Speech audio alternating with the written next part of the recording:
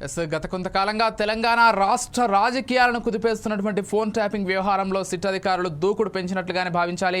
ఇక ఈ కేసు విచారణలో భాగంగా మాజీ సీఎం బీఆర్ఎస్ అధినేత కేసీఆర్కు సిట్ నోటీసులు జారీ చేసింది. ఈ మేరకు హైదరాబాద్ నంది నగర్లోని కేసీఆర్ నివాసానికి సిట్ అధికారులు వెళ్లారు. ఆయన ఇంట్లో లేనందున ఆయన పీఏకు సిట్ నోటీసులు అందజేశారు. అయితే సెక్షన్ సిఆర్పిసి 160 కింద ఈ నోటీసులు కేసీఆర్కు జారీ చేసినట్లుగా తెలుస్తోంది. రేపు మధ్యాహ్నం 3 గంటలకు కేసీఆర్ను ప్రశ్నించనున్నట్లు సిట్ అధికారులు నోటీసుల్లో పేర్కొన్నారు. మరోవైపు కేసీఆర్కు 65 ఏళ్లకు పైగా వయసుండడంతో స్టేషన్ హాజరుకు మినహాయింపునైతే ఇచ్చారు. అయితే సిట్ అధికారులు ఆయన్ను విచారణ నిమిత్తం జూబ్లీహిల్స్ పిఎస్కు లేదంటే హైదరాబాద్ పరిధిలో మరో ప్రదేశాన్ని సూచించవచ్చని చెప్పినట్లు తెలుస్తోంది. అయితే విచారణకు సంబంధించి తమకు అనుకూలమైన ప్రదేశాన్ని ముందుగానే చెప్పాలని కోరారు. అలాగే విచారణకు సిద్ధంగా ఉండాలని అధికారులు సూచించారు. మొత్తంగా ఫోన్ ట్యాపింగ్ వ్యవహారం చిలికి గాలివానగా ఇప్పటికే తయారైందని చెప్పుకోవాలి. ఎందుకంటే మొదటిగా కేవలం పోలీస్ అధికారులతో చిన్న పోలీస్ ఆఫీసర్లతో ప్రారంభమైనటువంటి ఈ విచారణ ఇప్పుడు ఏకంగా మాజీ ముఖ్యమంత్రి వరకు కూడా చేరుకుంది. అసలు ఏం జరుగుతోంది ప్రస్తుతం రాష్ట్రంలో రాజకీయంగా కూడా ఎటువంటి పరిస్థితులు నెలకొన్నాయి, ఇదే అంశాలకు సంబంధించి మనతో పాటు డిస్కస్ చేయడానికి ప్రముఖ అనలిస్ట్ రామ్మోహన్ గారు సిద్ధంగా ఉన్నారు. మనతో పాటు వారితోటి మరిన్ని విషయాలు చర్చించే ప్రయత్నం చేద్దాం. రామ్మోహన్ గారు నమస్కారం అండి. విజయ్ నమస్కారం. చెప్పండి. ఎలా చూడాలంటే నేను అన్నట్లుగా చిన్న పోలీస్ అధికారులతోటి ప్రారంభమైంది ఇదంతా కూడా. మొదట్లో ఫోన్ ట్యాపింగ్ బయటకు వచ్చినప్పుడు ఇదంతా 4 నాళ్ళ ముచ్చట, అప్పట్లోనే ఇదంతా వీడిపోతుంది అనుకున్నాం. కాకపోతే అక్కడి నుంచి మొదలై ప్రభాకర్ రావు వరకు వెళ్ళింది.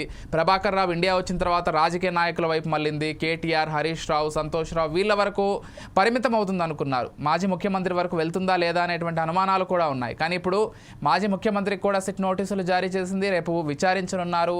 మరి నేపథ్యంలో ఎలా చూడాల్సి ఉంటుంది?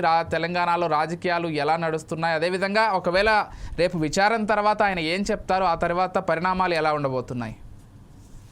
అంటే జరిగేదాన్ని ఊహించలేం కానీ ఇది మాత్రం ఊహించింది మనకి. ఎందుకంటే సిట్ నోటీసులు కేసీఆర్ దాకపోతే నిన్నగా మొన్న 3 రోజులు చెప్తున్నాను నేను, అదే జరిగింది. అంటే కింగ్ పిన్ అని, బిగ్ బాస్ ఎవరని మొత్తం మీకు తెలుస్తున్నాయి. కింగ్ పిన్ ఎవరని హరీష్ రావు ప్రశ్నించింది కదా ఎవరిని, మన ప్రభుత్వాన్ని. కింగ్ పిన్ ఇక్కడ ఈ కేసులో కింగ్ పిన్ ఎవరు అనేది తెలిసి ఇక్కడికి కేసీఆర్ గారు నోటీసులు ఇష్యూ చేశారు. ఇప్పుడు నోటీసులు ఇష్యూ చేసిన అడ్రస్ కూడా అసెంబ్లీలో ఏదైతే అడ్రస్ ఉందో దానికి ఇష్యూ చేశారు. కనుక అసెంబ్లీలో వాళ్ళు ఇచ్చిన అడ్రస్ అయితే నందిని గారి కనుక అక్కడ ఇచ్చారు. మొదటి చిన్న ఆఫీసర్లు ఏం కాదు విజయ్ గారు. మనకి ఏంటంటే పాతవి చూసుకుంటే ఇప్పుడు మీరు ఈ ఎవరైతే ఫోన్ ట్యాపింగ్ లో కీలకంగా వ్యవహరించిన అందరినీ తీసుకున్నారు. కానీ అసలు మీరు అన్నిటికీ అసలైన వాళ్ళు ఎవరంటే శివధర్ రెడ్డి గారు, అట్లాగే మహేందర్ రెడ్డి గారిని చేయాల్సి ఉంది. ఎందుకంటే ఆనాడు ఇంటెలిజెన్స్ బ్యూరో చీఫ్ ఎవరు మనకు శివధర్ రెడ్డి గారు, ఇప్పుడేమో డీజీపీ ఉన్నారు. అట్లాగే అటు పక్కనేమో మనకు మహేందర్ రెడ్డి గారు గతంలో డీజీపీగా ఉండేవారు, రిటైర్ అయ్యారు. ఆయనను మళ్ళీ వేరే పదవులకు కూడా ఇచ్చారు. వీళ్ళు అందరూ చూస్తుంటే పోలీస్ ఆఫీసర్లతో అయిపోయింది రాజకీయ నాయకులు. వాళ్ళు 161 స్టేట్మెంట్ అని అడ్వకేట్ చెప్తున్నాడు. కేవలం ఈ కేసులో మీకు ఏమైనా విషయాలు తెలుసా అనేది నేను అడుగుతున్నాను, అంతే తప్ప ఇంకోటి ఏం లేదు. చాలా మంది నోటీసులు అనగానే నిందితుడుగా పిలిచిండ్రా అంటే అక్యూజ్డ్ గానా లేకుంటే విక్టిమ్ గా అంటే 2 కాదు, వీళ్ళిద్దరు అంటారు. వీళ్ళు ముగ్గురు కూడా హరీష్ రావు గారు కానీ, లేకపోతే కేటీఆర్ గారు కానీ, లేకపోతే కేసీఆర్ గారు కానీ, ఈ ముగ్గురిని పిలిచింది 161 స్టేట్మెంట్ అంటే వాళ్ళ 243 crime number 243 Panjagutta police station నమోదైన దాని మీద మేము మళ్ళీ విచారణ పిలుస్తున్నాం. మీరు ఇందులో ఈ కేసుకు సంబంధించిన విషయాలు ఏమైనా ఉంటే తెలిస్తే చెప్పడానికి మేము ప్రశ్నిస్తామని చెప్పి నోటీస్ పంపింది. విక్టిమ్ అయితేనేమో ఫోన్ ట్యాపింగ్ గురైన వాళ్ళు అవుతారు, అక్యూజర్ అయితే ఫోన్ ట్యాపింగ్ చేసిన వాళ్ళు అవుతారు. అంటే చేసింది నిరూపించకుండా, నిర్ధారణ చేయకుండా మీరు ఫోన్ ట్యాపింగ్ చేశారా అనడానికి వీల్లేదు. కానీ ఏం చేస్తారంటే ఇప్పుడు ఇందులో తెలిసిన విషయాలు చెప్పని చేస్తున్నారు. ఒకటి విక్టిమ్స్ గా ఉన్న కొందరిని కూడా విచారించారు. ఇప్పుడు మీరు అన్న అధికారులతో పాటు విజయ్, ఇటు పక్కన ఇప్పుడు హరీష్ రావు, కేటీఆర్ వీళ్ళ ముగ్గురితో పాటు కేసీఆర్ గారు విచారిస్తామనుకుంటారు కదా. ఈ ముగ్గురితో పాటు మధ్యన కొందరిని విచారించారు. ఉదాహరణకు ఈటల రాజేందర్, అట్లానే మనకు రఘునందన్ రావు, ఇట్లా చాలా మంది సెలబ్రిటీస్ ను ఎవరైతే కంప్లైంట్ చేశారు మా ఫోన్ కూడా ట్యాప్ అయిందని చెప్పి వాళ్ళు కూడా విచారించారు. అటువంటి అప్పుడు రేవంత్ రెడ్డి ఫోన్ కూడా ట్యాప్ అయింది కదా, రేవంత్ రెడ్డి గారిని ఎందుకు పిలుస్తలేరు? ఇదంతా ఏం లేదు, 2 ఏళ్ళుగా డ్రామా నడుస్తుంది. ఇది ఒక నాటకం. ఈ నాటకంలో ఏం కొండంత వెలుకని బట్టేది కూడా ఏం లేదంటున్నాను. ఎందుకంటే లీగల్ ట్యాపింగ్, ఇల్లీగల్ ట్యాపింగ్ 2 ఉంటాయి విజయ్ మనకి. లీగల్ ట్యాపింగ్ అంటే ఫోన్ ట్యాపింగ్ అంటే ఏం చేస్తారంటే ఇక్కడి నుంచి అంటే రాష్ట్ర హోంశాఖ నుంచి కేంద్ర హోంశాఖకు అయ్యా పలానా రామ్మోహన్ రావు, లేకపోతే బీజేపీ పలానా మల్లయ్య, ఎల్లయ్య వీళ్ళందరూ తీవ్రవాదులు లేకపోతే ఏదన్నా సంఘమిత్ర శక్తులు వీళ్ళ మీద వీళ్ళ ఫోన్ ట్యాప్ చేస్తామని చెప్పి పర్మిషన్ తీసుకోవాలి. దీనికి వాళ్ళు విచారించి హోంశాఖ ఏం చేస్తుందంటే కింది స్థాయి నుంచి వచ్చిన ప్రపోజల్ ను అంగీకరించవచ్చు, తిరస్కరించవచ్చు.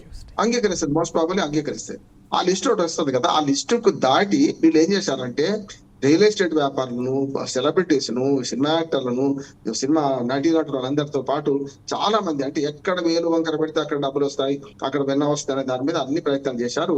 స్వామి కార్యం స్వకార్యం రెండు చూసుకున్నారు విజయ్. మనకి ఏమంటే అధికారులు కూడా ఏం చేశారంటే చూసి రమ్మంటే కాల్చి వచ్చినట్టు అన్ని కేసీఆర్ కేటీఆర్ చెప్పకపోవచ్చు, వాళ్ళు చెప్పే ఉంటాయి ముఖ్యంగా రాజకీయ కూపి లాగమంటారు.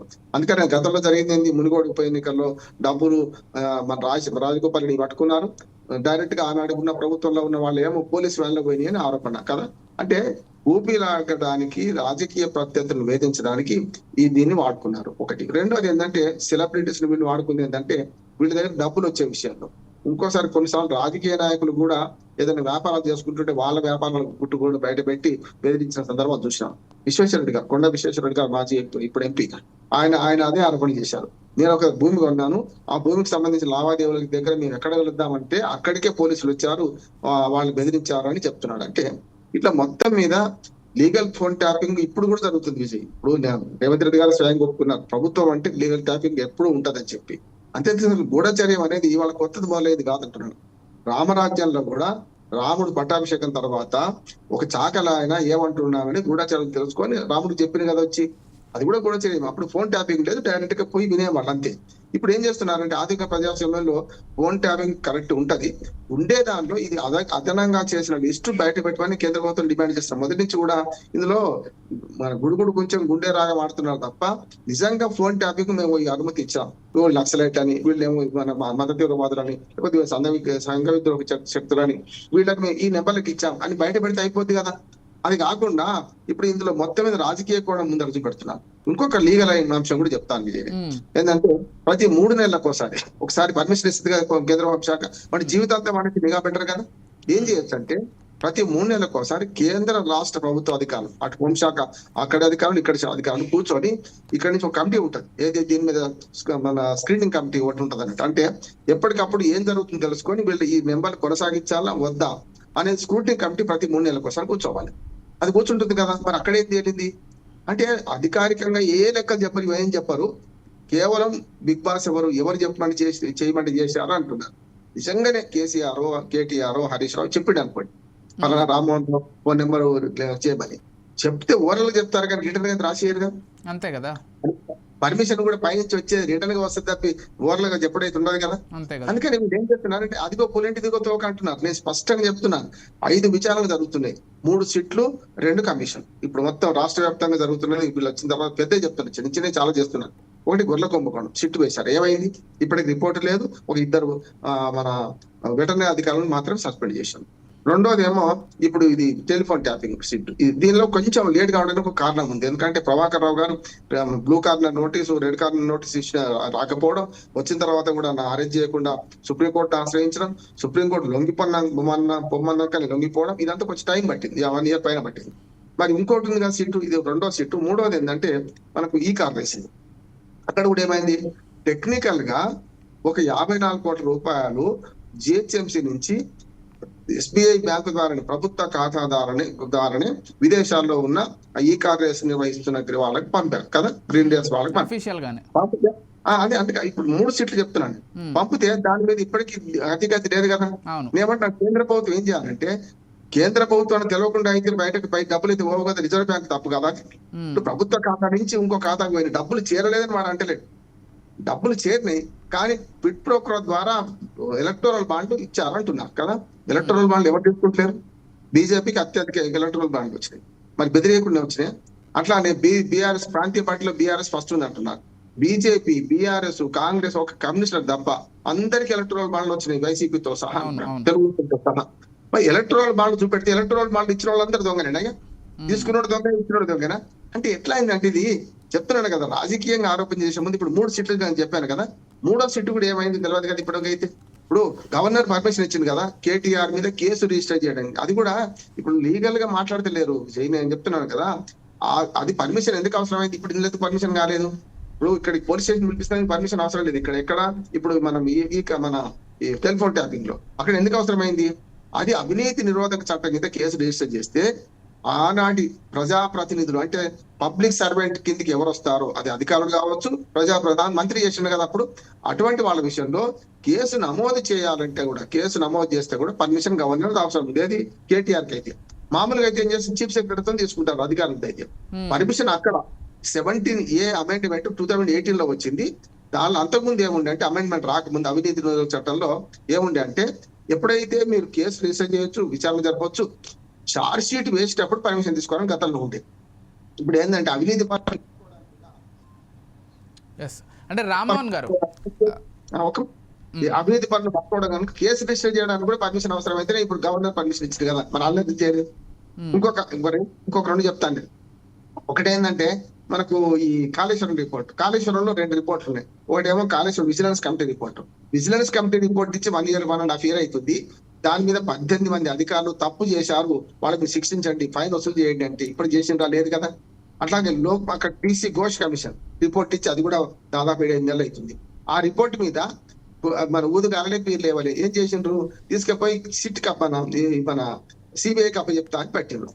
వాళ్ళు తీసుకోవడం వీళ్ళు ఇస్తారు సిబిఐ పర్మిషన్. ఇంకొక విషయం ఇక్కడ రామ్మోహన్ గారు, అది గొర్రెల కుంభకోణం అవ్వచ్చు, లేకపోతే కాళేశ్వరం కుంభకోణం అవ్వచ్చు, లేకపోతే ఇప్పుడు ఈ ఫోన్ ట్యాపింగ్ అవ్వచ్చు, అన్ని కేసుల్లోనూ డైరెక్ట్గా అంటే ఒకవేళ చట్టపరంగా లేకపోతే టెక్నికల్గా పట్టుకోవాలంటే అధికారులను పట్టుకోవాల్సింది తప్పించి, మీరు అన్నట్లుగా ఈ రాజకీయ నాయకులు వీళ్ళకి ఓరల్గా చెప్తారు కాబట్టి అక్కడ టెక్నికల్గా పట్టుకోవడానికి ఏముండదు. విచారించవచ్చు, లేకపోతే ఇంకొక వేలో వాళ్ళని పిలిచి మాట్లాడొచ్చు. కానీ ఈరోజు కేసీఆర్ని పిలిచినా కూడా నాకేం సంబంధం, నాకేం తెలియదనే మాట్లాడతారు. ఒకవేళ ఉంటే నేను ఎక్కడైనా లిఖితపూర్వకంగా ఈ పలానా ఈటెల రాజేందర్దో, లేకపోతే పలానా బండి సంజయ్దో, పలానా రేవంత్ రెడ్డితో ఫోన్ ట్యాపింగ్ చేయమని లిఖితపూర్వకంగా ఎక్కడైనా రాసుంటే ఆధారాలు చూపించమని కేసీఆర్ అడిగే పరిస్థితి కూడా ఉంది. మరొక విషయం, సో కాబట్టి ఇక్కడ అల్టిమేట్గా అది గొర్రెల కుంభకోణం అయినా లేకపోతే కాళేశ్వరం అయినా ఇక్కడైనా కానీ అధికారులే చిక్కేటువంటి అవకాశం ఉంది. ఎందుకంటే వాళ్ళ తరపున ఇవన్నీ కూడా జరుగుతాయి కాబట్టి. అందుకనే ప్రభుత్వం విధాన నిర్ణయాలు తీసుకుంటుంది. విజయ్ ఏమంటే విధాన నిర్ణయాల వరకే వాళ్ళ ప్రమేయం. ఎగ్జిక్యూషన్ ఎవరు చేయాలి? అసలు ఐఏఎస్లు ఐపీఎస్లు ఎన్నుకున్నారు ఎగ్జిక్యూట్ చేయడానికి కదా ప్రభుత్వ నిర్ణయాలు. అట్లా అంటే ఇంకొకరు కూడా చెప్తున్నాను నేను, ఏది మన నరసింహారెడ్డి గారి కమిషన్ ఒకటి వేశారు, ఏది మనకు యాదాద్రి భద్రాద్రి దాని మీద కదా, ఆయన చెప్పాను ప్రెస్ మీట్ పెట్టి ఇంటికి పోతానని చెప్పారు. మిత్రుడే ఆయన. ఏమైంది, సుప్రీంకోర్టు మందలించి నువ్వు ఏం తెలియకుండా కేసీఆర్ గురించి ఎట్లా మాట్లాడినావు, నువ్వు ఇంటికి వెళ్ళిపోమని చెప్తే ఆయన నివేదిక తయారైందని చెప్పి ప్రెస్ మీట్ పెడతారు. నివేదిక ఇస్తారు, అంతే కదా. అదే ఆ తర్వాత హైకోర్టు సుప్రీంకోర్టు జడ్జి అయిన, హైకోర్టు మన చీఫ్ జస్టిస్ చేసిన లోకూర్ అని అక్కడ సుప్రీంకోర్టు జడ్జి చేశారు. ఆయన వచ్చి విచారణ గుమ్మత్ మార్గం చేసేసి ఆయన రిపోర్ట్ చెల్లిపోయింది అంతే. ఆ రిపోర్ట్ ఇప్పటిదాకా అసెంబ్లీలో పెట్టి ఆమోదించలే. అంటే అలా కేసీఆర్ పేరు లేదు, కేటీఆర్ పేరు లేదు, హరీష్ రావు పేరు లేదు. అంటే రాజకీయ నాయకుల పేర్లు కనుక ఆయన ఉటంకిచ్చుంటే అక్కడ మళ్ళీ పిలిపించారు కదా. నేను చెప్పిన 2 కమిషన్లు, అది ఏం కమిషన్ అంటే జ్యుడిషియల్ కమిషన్ కాదు, అది ఎంక్వైరీ కమిషన్ అంటారు. జడ్జిలు వేస్తారు కానీ ఎంక్వైరీ కమిషన్, అది కోర్టు లాగానే పిలిపించింది. అందరూ 2 రిపోర్ట్లు వచ్చాయి. ఈ 3 సీట్లు ఆ 5 ఉన్నాయి కదా, 5 ఏం చేశారు ఇప్పటిదాకా అంటున్నాండి. ఇప్పుడు భద్రాద్రి యాదాద్రి దానిలో మనం బిహెచ్ఈఎల్ అవినీతి చేస్తున్నా, బిహెచ్ఈఎల్ ప్రభుత్వ రంగ సంస్థ అవినీతి పాల్పడి కేసీఆర్ దగ్గర కేటీఆర్ దగ్గర డబ్బు తీసుకొని ఇస్తుందా? కాదు కదా. వీళ్ళు తీసుకోవడానికి కేంద్ర ప్రభుత్వ రంగ సంస్థ అయితే కేసీఆర్ కు కేటీఆర్ కు డబ్బులు అయితే ఇయ్యేది కదా. అట్లాగే ఛత్తీస్గఢ్ నుంచి విద్యుత్ కుంభకోణాలు ఏముంటదంటే అధిక ధరలు కొంటుంటాం, అది పెద్ద ఎత్తున ప్రైవేట్ వ్యాపారాలకు లాభం అవుతుంది. అది ఛత్తీస్గఢ్ గవర్నమెంట్ నుంచి గవర్నమెంట్ కొన్నది, ఎక్కడైతుంది. ఇవన్నీ ఏమవుతుందంటే బదనాం చేద్దామని. ఒకవేళ నిజంగానే విధానపరమైన నిర్ణయాన్ని కేసులు పెట్టదలుచుకుంటే రేపు వీళ్ళు పోయి బీజేపీ వాళ్ళు వస్తారు అనుకుందాం, కొద్దిసేపటి కాంగ్రెస్ కూడా వద్దనుకున్నాం 2029లో. ఇప్పుడు మీరు నా కళల రాజ్యం, నేను కళల పంట, ఇప్పుడు నేను పొద్దున మా మూసి ప్రక్షాళన అంటుండే కదా మనకు. అసలు అవన్నీ పక్కన పెడితే అమోన్ గారు మీరు వినే ఉంటారు, ఆల్రెడీ బీఆర్ఎస్ వాళ్ళు, బీజేపీ వాళ్ళు, ఈ కాంగ్రెస్ ప్రభుత్వం కూడా ఫోన్ ట్యాపింగ్ చేస్తోందని ఆరోపణలు చేస్తున్నారు కదా. చేస్తుంది. రేవంత్ రెడ్డి గారు వస్తున్నారు. రేవంత్ రెడ్డి గారు ఏమన్నారు అంటే, నేను అదే అడిగిన, ఇప్పుడు ఏ ప్రభుత్వం అయినా గూఢచర్యం లేకుండా ప్రభుత్వం ఉండదు, స్పష్టంగా చెప్తున్నా. అది ఫోన్ ట్యాపింగ్ ద్వారా లీగల్ ఫోన్ ట్యాపింగ్ నేను చెప్పిన పర్మిషన్ తీసుకోవాలి. ఎవ్రీ మంత్ స్క్రూటినీ కమిటీ కూర్చొని ఓసారి స్క్రూటినీ చేసుకోవాలి. కానీ రామ్మోహన్ గారు అవునన్నా కాదన్నా లీగల్ గా చేసేది వేరు, ఇల్లీగల్ గా ఎవరు చేసినా కానీ అది హేయమైన చర్యం. ఎందుకంటే కేవలం రాజకీయ నాయకుల వరకు అది పరిమితం కాలేదు. మీరు అన్నట్లుగా సినిమా హీరోలో లేకపోతే హీరోయిన్ల వరకు వచ్చింది. అంతకంటే కింది స్థాయి వాళ్ళు, ఇంకా కింది స్థాయి అధికారులు ఏం చేశారంటే సామాన్యుల దగ్గర డబ్బులు గుంజుదామని సామాన్యుల ఫోన్లు కూడా ట్యాప్ చేసినట్లు కొన్ని వార్తలు కూడా వచ్చాయి ఈ మొత్తం కేసు వచ్చిన కొత్తలో. కాబట్టి ఒకవేళ కేసీఆర్ లేకపోతే కేటీఆర్ వీళ్ళంతా కూడా కేవలం ఒక 2 రాజకీయ నాయకులు, 3 రాజకీయ నాయకుల పేర్లు చెప్పి వాళ్ళపైన నిఘా పెట్టమని చెప్తే అధికారులు మరికొంతమందిని అక్కడ యాడ్ చేసుకోవడం, సినిమా వాళ్ళను లేకపోతే మరికొంతమందిని వాళ్ళ స్వలాభం కోసం, ఇలా ఒక పెద్ద వ్యవస్థ తయారైపోయింది. కాబట్టి సరే విచారణ జరిగినా లేకపోతే విచారణ ఎంతవరకు ముందుకెళ్ళినా కానీ ఈ అంశంలో ఎవరైతే అధికారులు ఇవన్నీ చేశారో వాళ్ళపైన అయితే చర్యలు తీసుకోవాల్సిందే. ఎందుకంటే ఇల్లీగల్గా చేయడం ఖచ్చితంగా తప్పే కదా అనేది కొంతమంది అభిప్రాయం. మీరేం చెప్తారు? ఖచ్చితంగా ఇప్పుడు మీరు దాన్ని హార్డ్ డిస్క్ లను తీసుకుపోయి మొత్తం మిక్సీ గ్రైండర్లో పట్టేసి మూసిలో కలిపేసి కలిపింది కదా, ఏమైంది? ఆ రస్త దొరికింది, దాని వల్ల కూడా ఏం ఉపయోగం లేదు.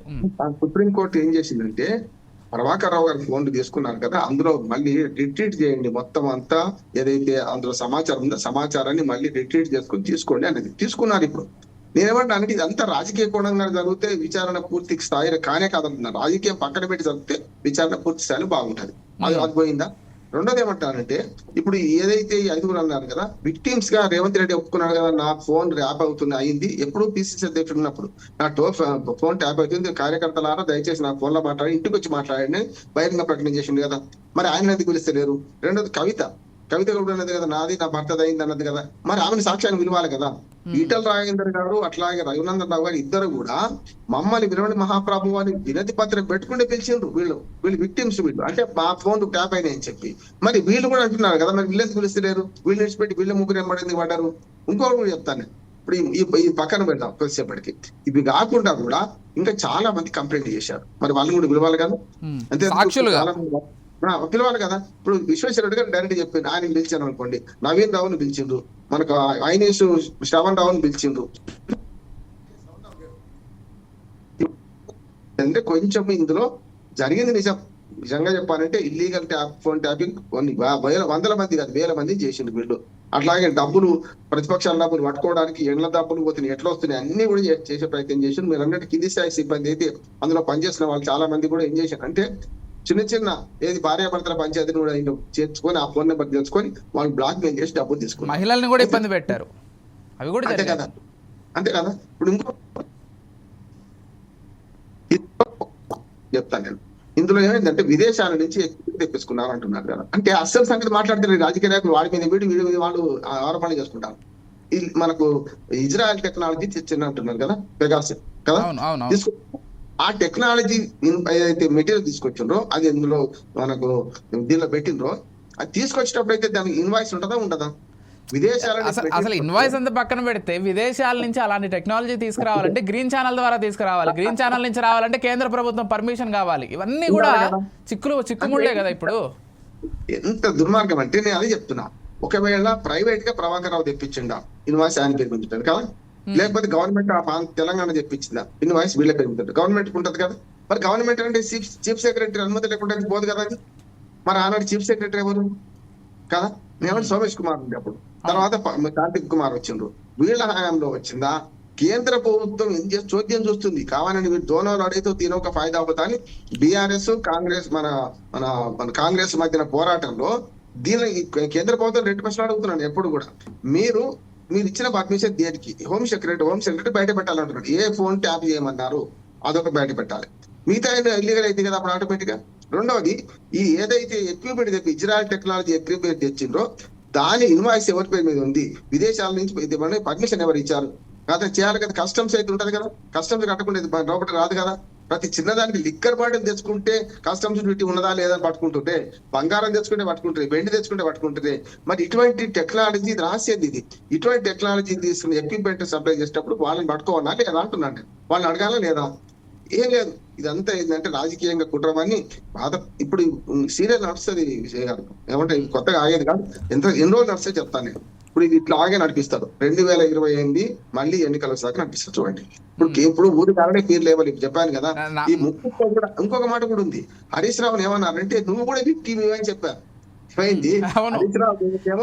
హరీష్ రావు కుటుంబ సభ్యుల ఫోన్లు ట్యాప్ అయ్యాయనే కామెంట్స్ కూడా వచ్చాయి కదా.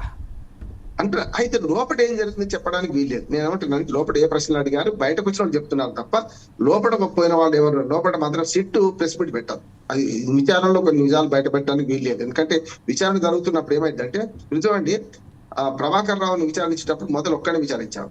తర్వాత ఏం చేశారు, తిరుపతి అని పిలిచారు, రాధాకిషన్ రావుని పిలిచారు. అంటే వాళ్ళు ఇద్దరు అంటే వేరు ప్రశ్నలు వేరు అడిగి సమాధానాలు రికార్డ్ చేసి మళ్ళీ ఇద్దరిని కలిపి కూర్చొని పెట్టి అడిగినప్పుడు కాన్ఫ్లిక్ట్ వస్తుంది కదా, ఇద్దరి మధ్య తేడా వస్తుంది కదా, ఇవన్నీ పట్టుకుంటున్నారు కాదంటే సజ్జనాలు విచారణ తీరు సజ్జనార్ బాధ్యతలు తీసుకున్నా కొంచెం వేగవంతం చేసింది. కానీ ఇప్పుడు కేటీఆర్, హరీష్ రావు, కేసీఆర్ పిలవడం వల్ల ఏమీ సాధించారు మీరు అంటున్నారు. ఎందుకంటే వాళ్ళు అన్ని చెప్తున్నారు కదా, అంతేందుకు హరీష్ రావు ఉన్నాడు, నేనే ప్రశ్నలు అడిగిన వాళ్ళని వాళ్ళు అడిగే ప్రశ్నల కంటే ఎక్కువ అడిగిన అంటుంది కదా.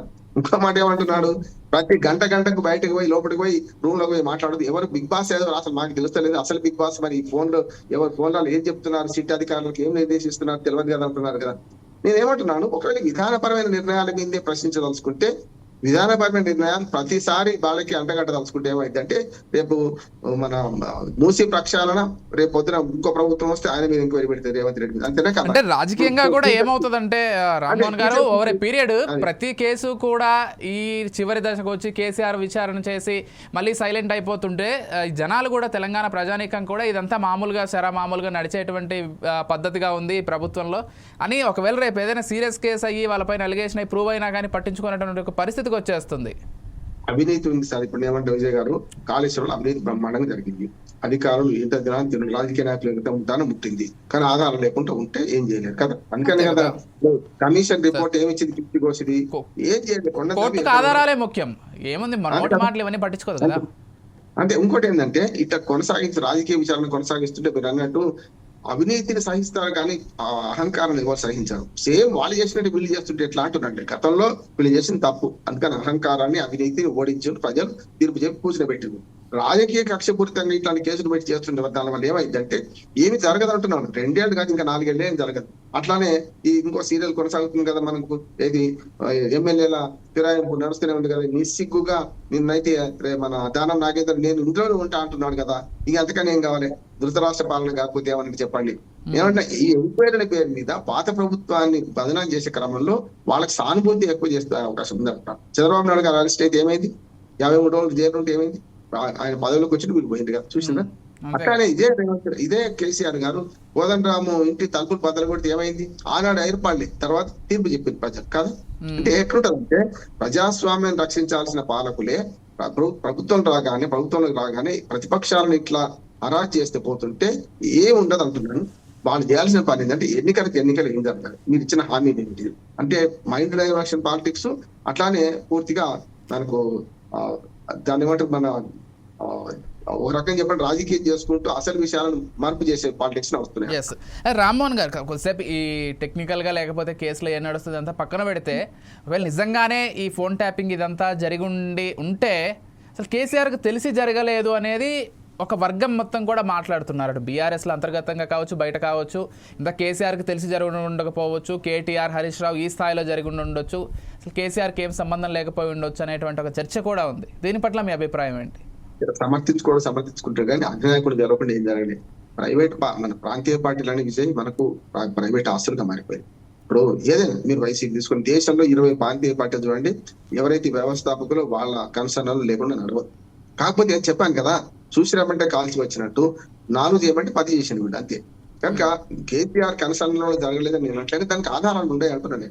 ప్రభుత్వ అధినేతగా కేసీఆర్ గారు కన్సర్న్లో లేకుండా వీళ్ళిద్దరు చేస్తారని అనుకోలేదు. కాకపోతే ఏమైందంటే, పాము కదా తన కోడి తన గుడ్లను తానే తిన్నట్టు తన వాళ్ళను కూడా అనుమానించుడు కేసీఆర్ ఆరోపణ ఉంది ఆయన మీద.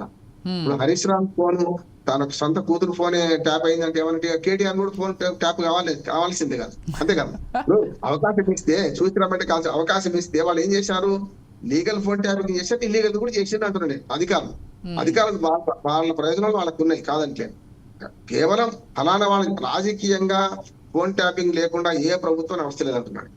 ఏది ఇల్లీగల్ ఫోన్ ట్యాపింగ్ ఎవరికి చెప్పాలంటే, లీగల్ ఫోన్ ట్యాపింగ్. కానీ దీన్ని మనం ప్రతి ఒక్కరు కూడా పూర్తిగా ఖండించాల్సిన అవసరం ఉంది. ఎందుకంటే ఇల్లీగల్ ఫోన్ ట్యాపింగ్ ఎంత హేయమైన చర్య అంటే, ఒక టెర్రరిస్ట్ని ట్యాప్ చేస్తున్నారంటే ఆ దేశ రక్షణకు సంబంధించినటువంటి అంశం అనుకోవచ్చు, లేకపోతే డ్రగ్స్ ముఠాలను ట్యాప్ చేస్తున్నారంటే సరే ఈ సమాజాన్ని పట్టిపీడుస్తోంది కాబట్టి వాళ్ళని ట్యాప్ చేసి వాళ్ళని పట్టుకోవచ్చు అనుకోవచ్చు. అలాంటిది రాజకీయ నాయకుల వ్యక్తిగత గోప్యతకు ఇక్కడ భంగం వాటిల్లుతోంది, సినిమా వాళ్ళ వ్యక్తిగత గోప్యతకు భంగం వాటిల్లుతోంది, అతి సామాన్యుడి వ్యక్తిగత గోప్యతకు కూడా ఈరోజు భరోసా లేనటువంటి పరిస్థితులు నెలకొంటున్నాయి దేశంలో, మన రాష్ట్రాల్లో. అంటే ఎలా చూడాల్సి ఉంటుంది అంశాన్ని?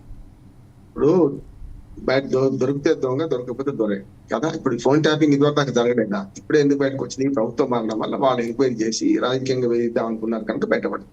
అంతకుముందు కాంగ్రెస్ పార్టీ కాదు, ప్రభుత్వాలు ఏర్పడ్డప్పటి నుంచి ఇది కూడా చర్య ఉన్నదంటున్నారు. లేదట ఫోన్ ట్యాపింగ్ కూడా యాక్టే ఉంది. టెలిఫోన్ యాక్ట్ లే ఫోన్ ట్యాపింగ్ వీలున్నది కదా.